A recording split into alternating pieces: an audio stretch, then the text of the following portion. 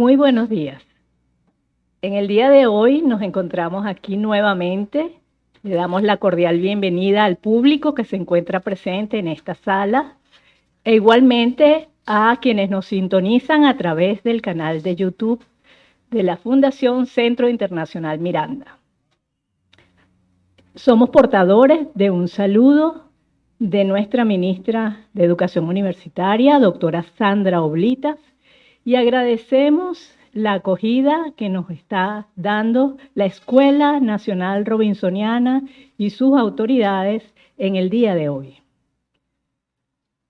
Hoy vamos a tener una videoconferencia en continuidad con las actividades que venimos desarrollando en nuestro foro de transformación universitaria, actividad que hemos ido desarrollando a lo largo de todo el año 2022 y lo que llevamos del año 2023 en forma recurrente para analizar aquellos aspectos fundamentales que tienen que ver con la transformación, la necesaria transformación de la educación universitaria en nuestro país, en la mirada de que la educación universitaria es un bien público, universal, de acceso universal a todos aquellos jóvenes y adultos en edad de continuar estudios del nivel universitario. Entonces, en ese sentido, hemos ido desarrollando una serie de acciones y de encuentros para analizar aquellos aspectos nodales que requiere esa transformación universitaria, y así hemos avanzado en dirección a examinar cuáles son las bases de esa transformación, cuál es la nueva institucionalidad que este subsistema de la educación venezolana requiere, y también hemos ido planteando las necesidades de descolonización del servicio educativo que de este subsistema presta y ofrece. En el día de hoy nos vamos a encargar de examinar el estado del arte, fundamentalmente, de cómo miran las universidades, cómo están aproximándose a un fenómeno bestial, delictual, que consiste en el proceso de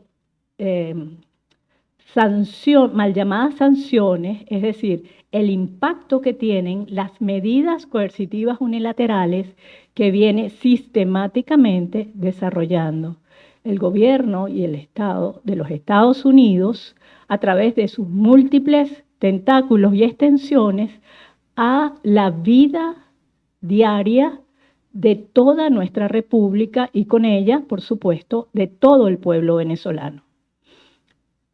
En este caso, queremos dar una mirada acerca de cuál es el impacto de estas medidas en la educación universitaria, a partir de las voces de sus propios protagonistas, autores y autoras de los estudios que se vienen desarrollando hasta el momento, y cuál es la mirada que desde las universidades se aproxima en dirección a este terrible flagelo. En el día de hoy les hago llegar también, por supuesto, el saludo cordial de nuestro presidente del Centro Internacional Miranda, el profesor Domingo Medina Gutiérrez, y de todo el personal que integra esa familia del CIM. En el día de hoy tenemos entonces como nuestro cordial invitado a Samuel Carvajal Ruiz. Él es el coordinador de un equipo de trabajo integrado por las profesoras Oladi Agudelo Esteves y la profesora Paulina Villasmil Socorro, quienes han venido desarrollando a petición del Centro Internacional Miranda este estudio que ha ido progresivamente avanzando, y lo que vamos a escuchar hoy es parte de sus avances preliminares en torno a este estudio muy, muy interesante. El doctor Samuel Carvajal Ruiz es licenciado en Educación por la Universidad Central de Venezuela del año 1990. Tiene una maestría en Educación por la Universidad Central de Venezuela e igualmente una maestría en Educación en Innovación y Sistemas Educativos de la Universidad Autónoma de Barcelona. Es doctor en Ciencias de esta misma universidad y actualmente es profesor agregado de la Universidad Nacional Experimental Simón Rodríguez, adscrita al Núcleo Regional de Educación Avanzada en Caracas. Es coordinador de los programas de especialización en gestión del desarrollo social y currículum. Es docente en las áreas de sociopolítica y educación, administración, políticas públicas, gobernabilidad y es profesor en el programa de doctorado en educación del seminario Los Sentidos del Trabajo, docente de la especialidad de currículum. Es investigador responsable del proyecto que estamos dando a conocer en este momento sus avances, titulado Medidas coercitivas unilaterales en la educación universitaria, su impacto. Autor de diversos artículos y capítulos de libros sobre políticas públicas en educación y didáctica aplicada. En el día de hoy, entonces, le damos la más cordial bienvenida al doctor Samuel Carvajal Ruiz y esperamos que ustedes puedan disfrutar en el sentido, digamos, más positivo del término, de manera de que puedan además difundir parte de lo que hoy vamos a compartir en esta ocasión. Gracias.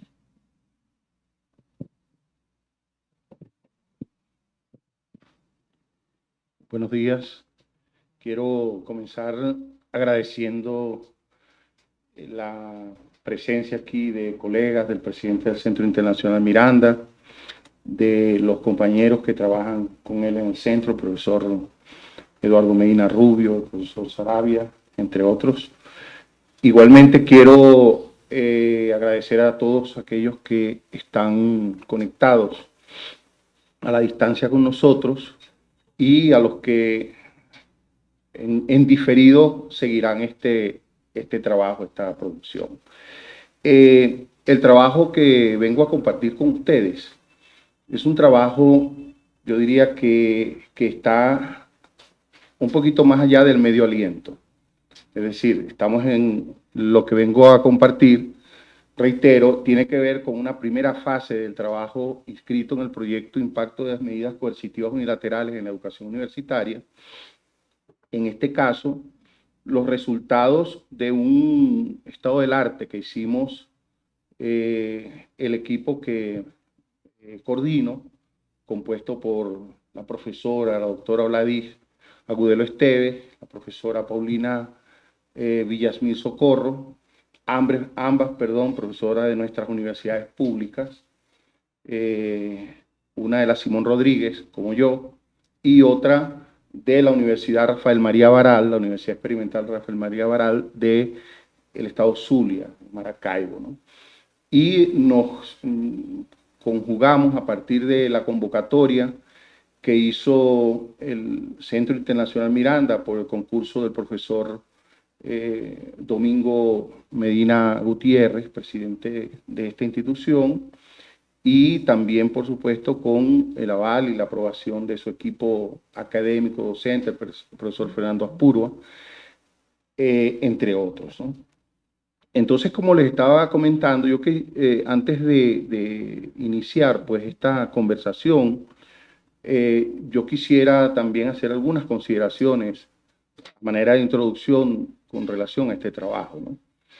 Y con relación al tema de las medidas coercitivas unilaterales, yo creo que es importante que nosotros, los docentes universitarios, los profesores, los maestros, y yo diría que el pueblo en general tenga un conocimiento de estos mecanismos perversos que se utilizan para torcer la voluntad de todo un pueblo. En este caso, un trabajo como el que voy a comentar, yo diría de manera bastante rápida, es solo el reflejo, vamos a decir así, de cómo esas políticas o cómo esa política antidemocrática viene no solamente coaccionando la voluntad de mayoría, sino generando profundas desigualdades, profundas rupturas constitucionales, vulneración de la democracia, violación flagrante de los derechos humanos, entre otros, ¿no? Fíjense, este es un trabajo que va a tener un recorrido, vamos a decir así, de primero esta parte introductoria y luego, digamos, un trazado que va desde explicar un poco el enfoque, la metodología que hemos emprendido para hacer este estado del arte y también arrojar algunos resultados y algunas consideraciones finales con relación a este esfuerzo, ¿no? Por favor.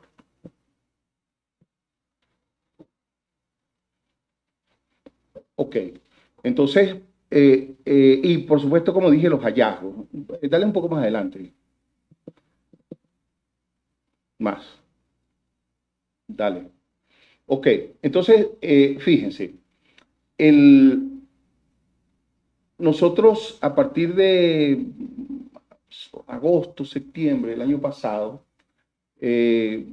comenzamos a hacer una revisión de lo que se ha publicado con relación al tema de las medidas coercitivas, o en otros casos le llaman sanciones, utilizando como criterio varias cosas. Una, su impacto en la educación en general, y por supuesto el objetivo central era la educación, o es la educación universitaria. Este trabajo nos convidó a revisar sobre la base de los recursos con los cuales disponíamos o disponemos. Somos 3 investigadores, por supuesto, no podíamos cubrir todo lo producido en todo el mundo. Sin embargo, hicimos un barrido en Europa, un barrido en África, algunos vamos a decir, en Asia Occidental, lo que llaman Medio Oriente, América Latina y, por supuesto, Venezuela. Las producciones intelectuales, las producciones que han generado los centros de estudio, bien sea universidades, bien sea centros de investigación adscritos a los gobiernos, entre otros, así como investigadores independientes, ¿no? En ese sentido, hicimos un esfuerzo, yo diría importante, distribuyéndonos un poco, haciendo una criba de los trabajos que teníamos ante nosotros, colocó algunos ejemplos, ¿no? Hicimos una revisión de algunos repositorios de tesis en Europa, en España, por la cercanía, vamos a decir, con el manejo de la lengua castellana, y otros países europeos.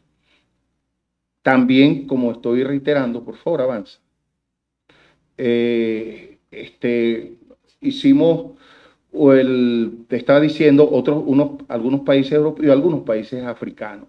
Pero siempre el elemento, vamos a decir, el descriptor clave era medidas coercitivas, educación y en concreto educación universitaria, ¿no?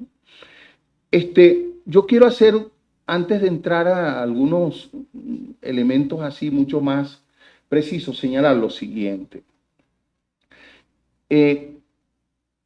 Cuando el año 2014, 2015, que se hace de manifiesto, pues primero con la decisión del Congreso de los Estados Unidos en diciembre de ese año, del 2014, de emprender unas medidas de sanciones contra Venezuela por una supuesta violación de los derechos humanos. En marzo del año siguiente, es decir, de 2015, se crea, yo diría, la ley MAR, que es el famoso decreto Obama. Esa es una ley, yo diría, terrible para el destino del país, porque ella crea las condiciones políticas para que cualquier otra administración de los Estados Unidos siguiera la línea de la política marcada por un gobierno supuestamente demócrata, pues tampoco tenemos que esperar mucho de ninguno de esos dos grupos, ni demócratas ni republicanos, pero que había vendido una imagen teóricamente de diálogo, de cercanía, en esa madeja de cosas de progresismos, ¿no? Esa ley marco tiene varios impactos, porque eso va a marcar luego la trayectoria de las siguientes medidas que vienen. ¿A qué me refiero? Uno, crea una base legal desde el punto de vista de la lectura de los Estados Unidos. Pero además de eso, genera un temor en todo lo que gira, no dentro ya de la sociedad norteamericana y sus instituciones que estaban alineadas con la idea, sino de países, empresas, instituciones, en el orden, vamos a decir, geopolítico global. A partir de allí, la derrota de los demócratas en el 2016 y comienza ya, digamos, un verdadero diluvio de medidas coercitivas unilaterales. No voy a entrar en esas especificidades. ¿Por qué? Entre otras razones, porque creo que el año 2023, a diferencia de los años anteriores, ha habido una visibilización mayor del asunto por parte de nosotros, los venezolanos, las instituciones del Estado venezolano, así como de universidades, etcétera. Y por otro lado, eso está en el acceso, yo diría general, pues se creó el Observatorio Venezolano Antibloqueo, que tiene, yo diría, una de los referentes o de los repositorios bibliográficos más importantes en la materia, y creo que todos los que estemos interesados en la temática, eso yo diría es un punto de partida casi obligatorio, porque está realmente unos trabajos excepcionales en ese laboratorio. Claro, cuando nosotros comenzamos a trabajar esto, y esto que también quiero decirlo como un elemento para conectar con lo que estamos comunicando, por ahí en el año 2015, 16, 17, lo hacíamos a partir de intervenciones en eventos a los cuales éramos invitados como profesores universitarios. Y lo hacíamos, vamos a decir, desde el anonimato y la soledad, ¿no? Ya en el año 2018, 19, publicamos un modesto artículo yo lo publiqué conjuntamente con la profesora Paulina Villamil Socorro, sobre la guerra contra Venezuela y sus impactos en la educación. Y bueno, digamos que a partir de ahí comienza también a interesarnos más, y nos llamaba mucho la atención lo que esa denuncia pareciera ser solo circunscrita al presidente Nicolás Maduro en sus alocuciones. Nos llama mucho la atención eso. Pero hacia la estructura del Estado había no sé si era un desconocimiento, no sé si era que ellos no se lo creían. Y de hecho se instaló en la sociedad venezolana la idea de la crisis, pero una crisis más asociada a la idea de mal gobierno, mal gestión, y no a esos elementos espurios que vinieron, digamos, a reventar la gobernabilidad venezolana. Traigo también a colación lo siguiente, es que los factores no solamente de la oposición, sino incluso factores políticos enmarcados en la revolución, tampoco lo creímos. No, o sea, no le prestaban atención al asunto. Creo que el sincericidio que hizo el expresidente Donald Trump hace unos días, yo escuché una entrevista que le hizo el periodista Vladimir Villegas a Stalin González, y de verdad que los que hemos estudiado esto nos da un poquito de pena ajena. Y sobre todo porque buena parte del pueblo venezolano se apuntó a la aventura, llevados de la mano de estos irresponsables, a atentar contra su propia casa. Porque una cuestión son las diferencias políticas que se derimen a través de los procesos democráticos instituidos, Y otra cuestión es romper tu casa para ir a malvivir a donde el vecino o a cuenta del vecino. Entonces utilizo estas metáforas porque es importante tenerlo, digamos, presente. Entonces, cuando el expresidente Donald Trump, en esa emblemática intervención de 1 minuto escaso, señala que ellos estuvieron a punto de colapsar a Venezuela y quedarse con el petróleo, ¿no? Quedarse, es decir, robar a todos los venezolanos, yo no diría que estuvo a punto, este país colapsó. Y eso hay que reconocerlo. Para nosotros poder reconstruir lo que estamos construyendo, o lo que pretendemos construir, tenemos que aceptar que hemos tocado fondo. Hemos tocado fondo. Nos dieron, bueno, en los ejes vitales, estratégicos de la nación y de la República y por supuesto del Estado. Hago estas consideraciones porque este trabajo puede quedar en un nivel muy descriptivo.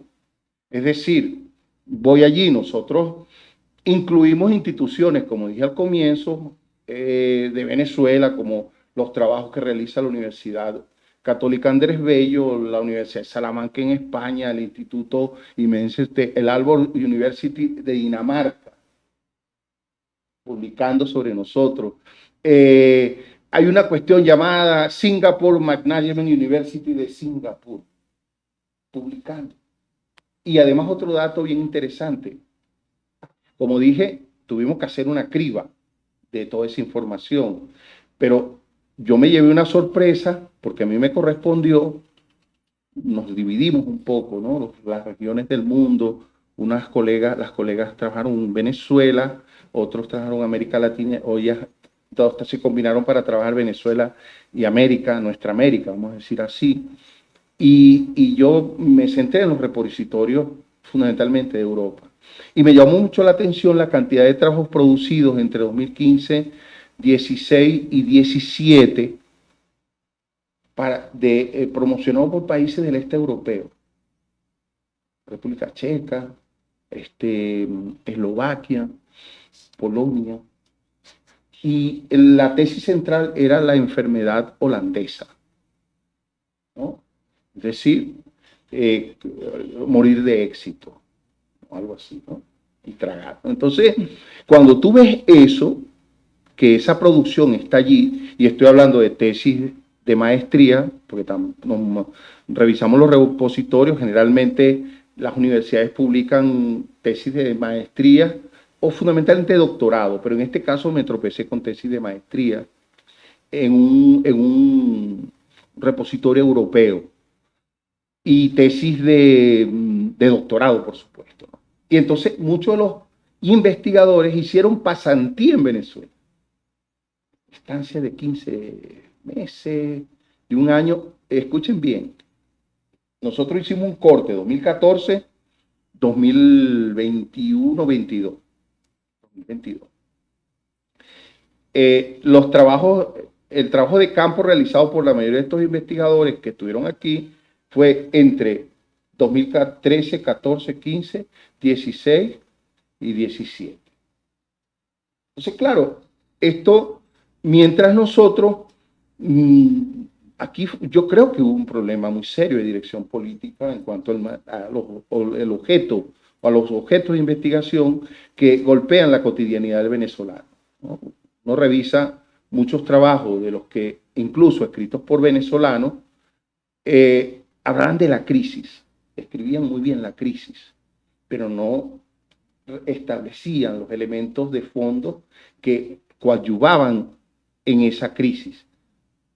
Entonces, estos elementos, insisto, o esto que estoy conversando con ustedes, no significa que el panorama completo para comprender ese fenómeno, esa realidad que hemos estado viviendo, sufriendo, padeciendo los venezolanos a lo largo de casi una década, se pueden explicar todos a partir de las medidas coercitivas unilaterales. Por eso también sería un acto, yo diría, un acto poco responsable. Hay unos elementos que se concatenan, pero que además aprovechan la oportunidad política. se alimenta de la oportunidad política. Estamos hablando de los años, y bueno, revisar los años 2015, 2016, lo que pasaba en Venezuela. También se articula con los sujetos, pues que estamos en distintos ámbitos, en responsabilidades de gobierno, en responsabilidades, y ya no me refiero solo al presidente Nicolás Maduro, que era el vocero que denunciaba y tal, sino aquellos dirigentes políticos que han debido asumir una responsabilidad de protección del pueblo. Es decir, las decisiones del presidente, llevarlas a la protección del pueblo. Y eso habría que revisarlo también a fondo, ¿no? Bien. Además de eso, nosotros revisamos también producciones intelectuales de la ONU, de la OEA, del Banco Interamericano de Desarrollo, de la UNICEF, y digamos que eso nos permitió configurar un panorama, vamos a decir, medianamente, vamos a decir, comprensivo del asunto que estábamos estudiando. Le voy a pedir por favor que pases al PDF, al PowerPoint, porque el PDF no lee bien los... Este es el PowerPoint, entonces pasa al PDF. Perdona, ese problemita ya se nos presentó. Bien.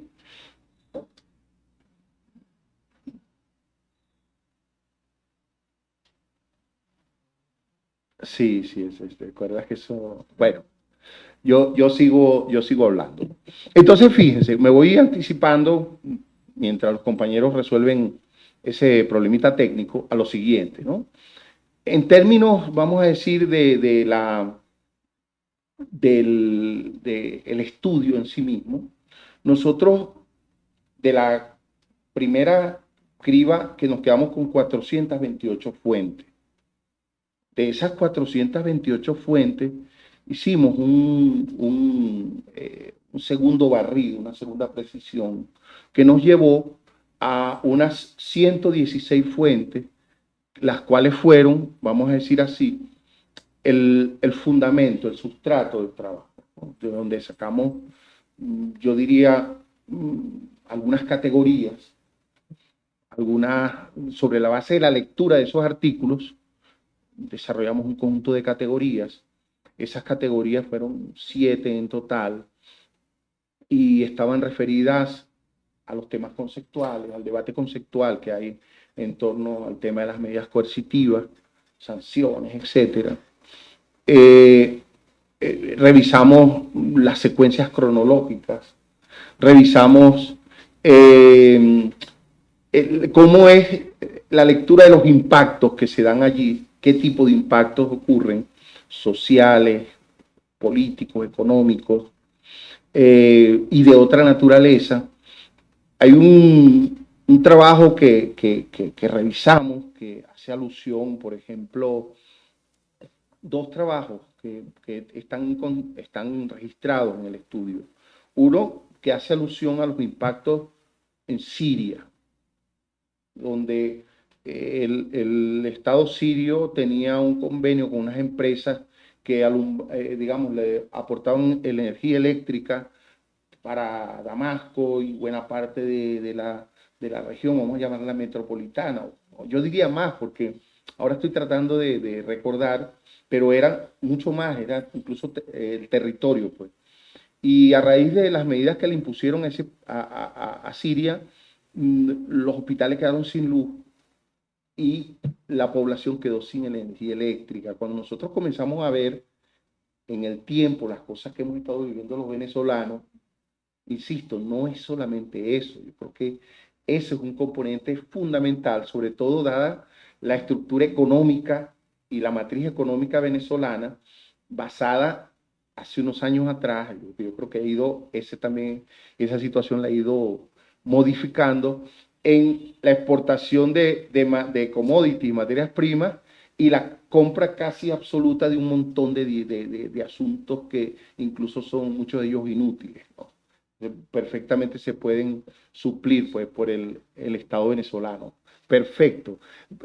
Avanza por favor hacia los números en la siguiente lámina, por favor. Ajá. Y el otro El otro asunto, yo diría, importante de esta es que el impacto de esas medidas en Irán y cómo, primero, una migración de lo público a lo privado y luego de lo privado a lo público, es decir, en educación. Las familias que se vieron en dificultades, no olviden que Irán tendrá cerca de 4 décadas sometido a esos mecanismos y, y entonces esto nos llama mucho la atención porque, y lo relaciono con otro elemento, que tiene que ver con eh, algunos estudios que se han hecho en Venezuela, fundamentalmente impulsados por la Universidad Católica Andrés Bello, la llamada encuesta de calidad de vida, ¿no? Y otros estudios realizados por las llamadas ONG. El primero de los estudios intenta hacer una fotografía de la realidad venezolana en esas circunstancias. Claro, aquí uno siempre cuando se pone a investigar pregunta, ¿y dónde están los datos que produce el Estado venezolano?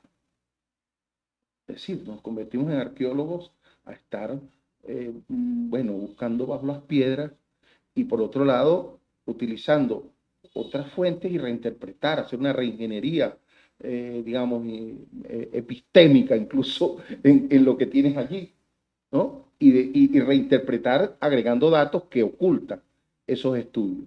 Y te voy hablando que eso son estudios que salen anualmente, o sea, todos los años hay un estudio de sample.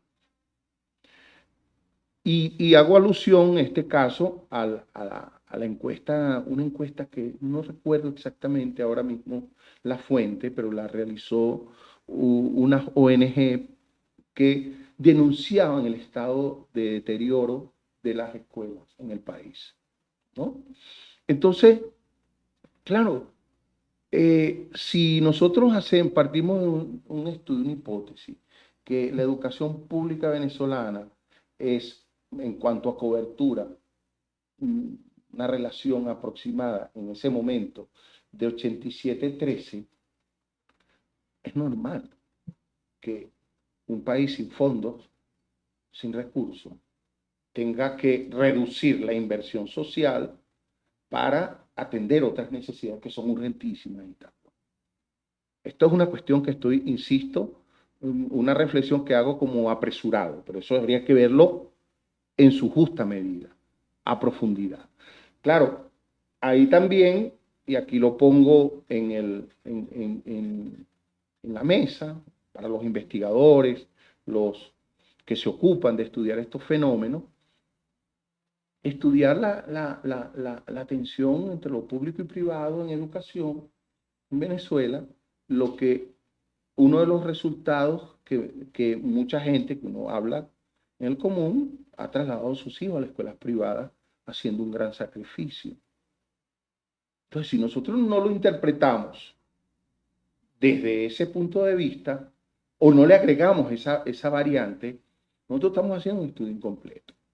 Estamos haciendo unas reflexiones que te van a quedar anclados en el relato de que el gobierno, bla, bla, bla. Oye, el señor Donald Trump acaba pues de decirle a todos ustedes que han estado haciendo lo que hacen, mira, les faltó una variable fundamental en sus estudios.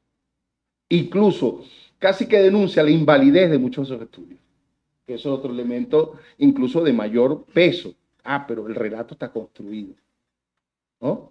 Bien, y siguiendo adelante, yo comentaba que nosotros trabajamos en ese total de fuentes, ellas están distribuidas, las 116 últimas con las cuales trabajamos, 44 en Europa, Estados Unidos y otros países, América Latina 27, en Venezuela 45.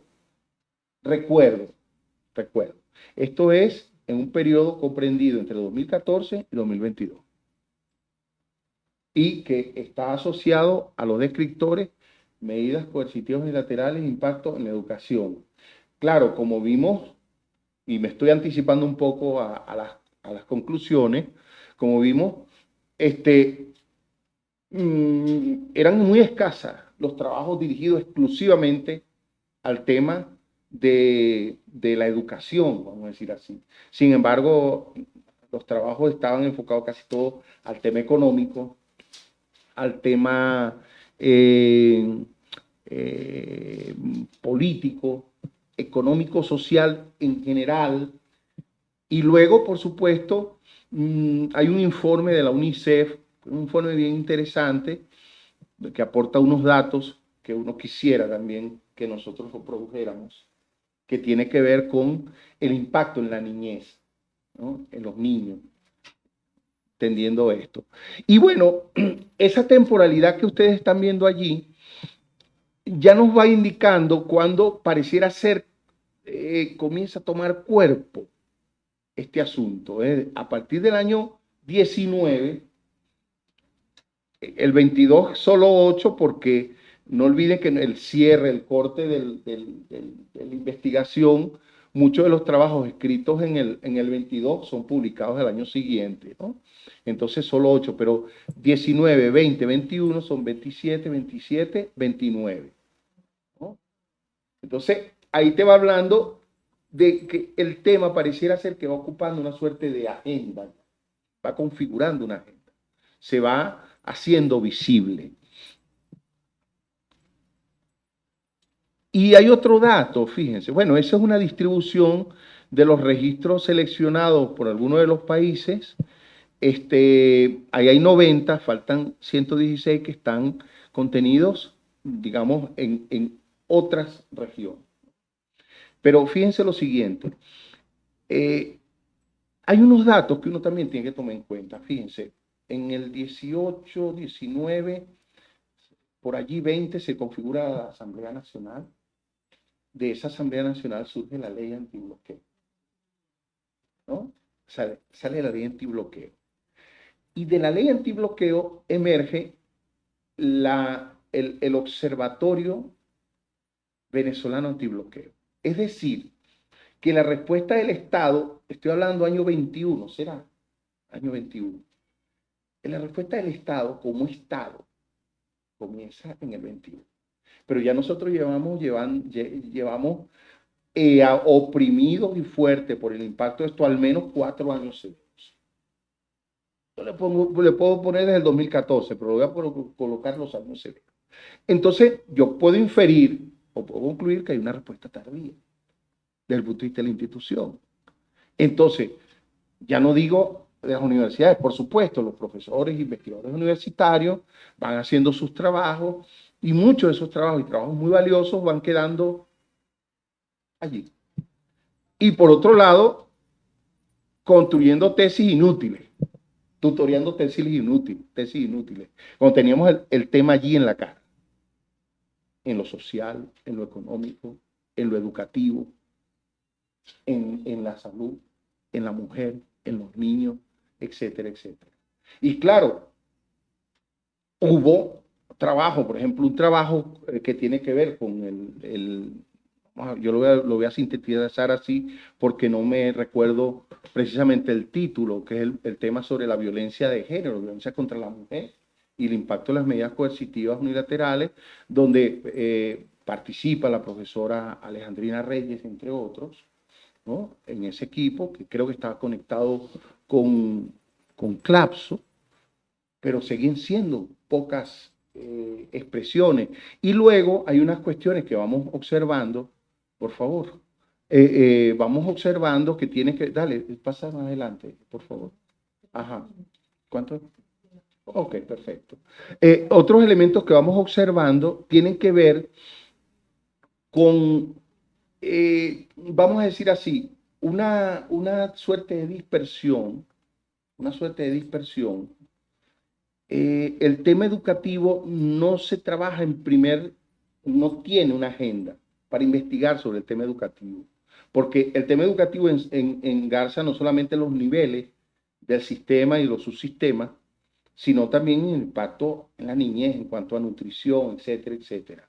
Recientemente, la compañera periodista Nayara Arismendi publicó un ensayo bien interesante sobre el impacto en la infancia, ¿no? Ah, claro, estamos en el 2023. Seguramente una investigación que comienza de 2, 3 años y va sistematizando información. Es decir, nosotros para crear una masa crítica, un relato potente sobre este tema, primero había que popularizarlo, tenemos que popularizarlo, que la gente sepa. La crisis, pero la crisis no es nada más esto, la crisis tiene que ver con esto otro. Y estas cosas intervienen directamente en tu vida. Y estas cosas que esta gente está haciendo violenta a los derechos humanos y tus derechos fundamentales.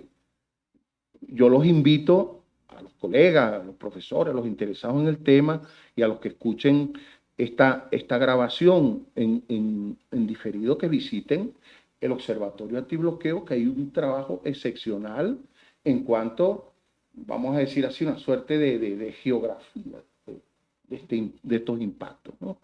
Entonces, vamos a avanzar un poco más, vámonos al final, a los hallazgos. Ajá. Entonces, sí, dale, fíjense, no, más adelante, por favor, ahí para ver. No, dame un poco más adelante. Creo que es allí. Ajá. Entonces, fíjense, eh, claro, lo que nosotros presentamos como, más adelante, por favor, hallazgos. Como hallazgos finales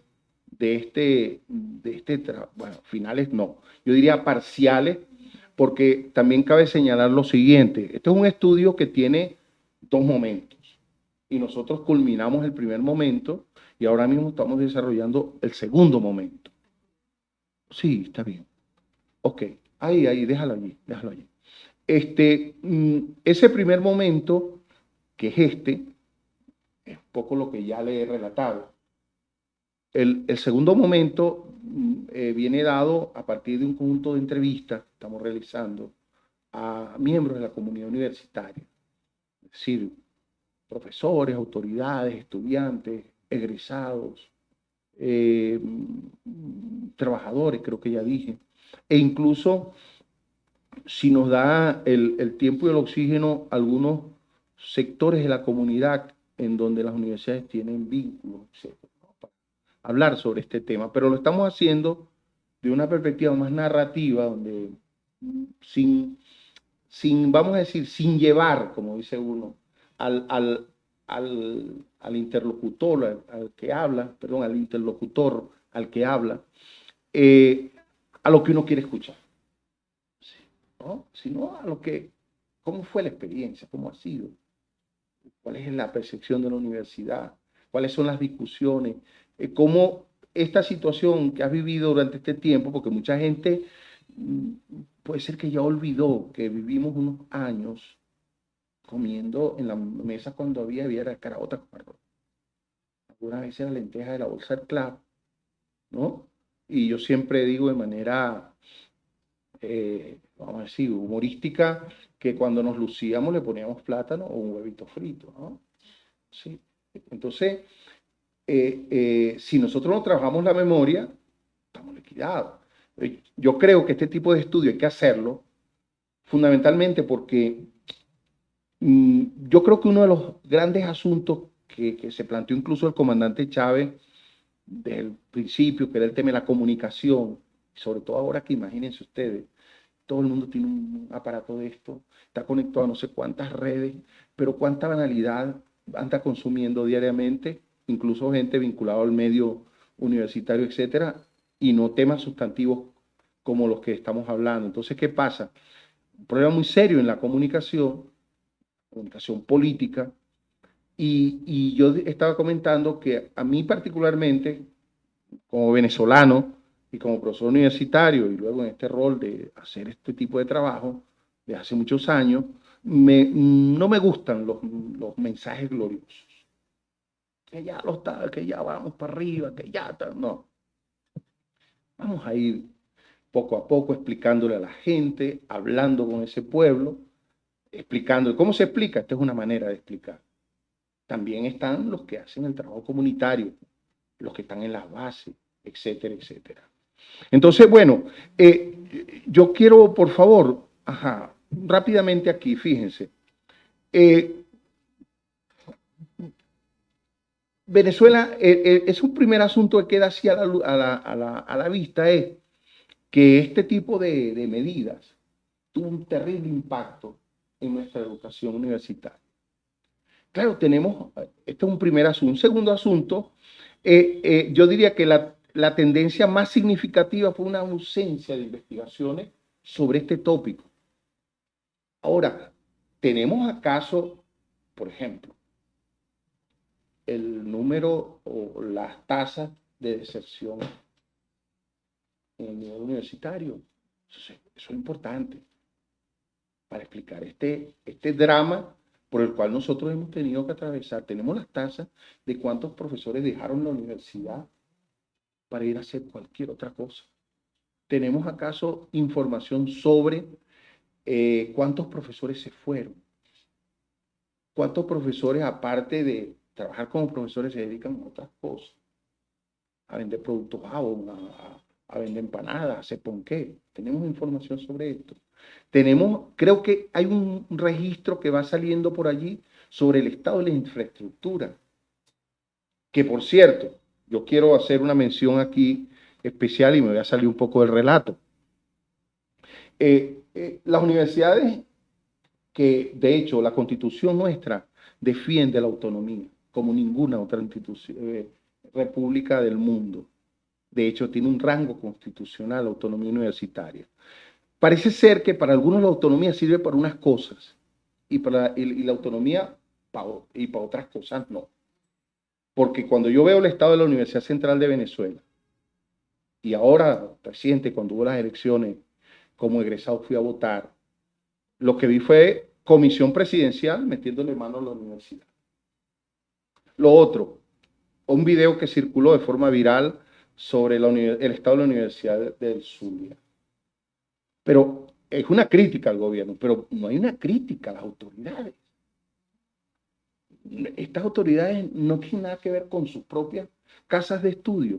Yo dejo eso allí porque eso también es parte de esto. Son universidades que viven el 100% de su presupuesto es del situado constitucional, el dinero público venezolano. Son universidades públicas. Otro elemento, por favor, pasa adelante. Vale, dale, pasa adelante. Vete ya al final casi porque ya ahí. Ponte al final porque ya está. Fíjense. La discusión sobre el estatuto de la universidad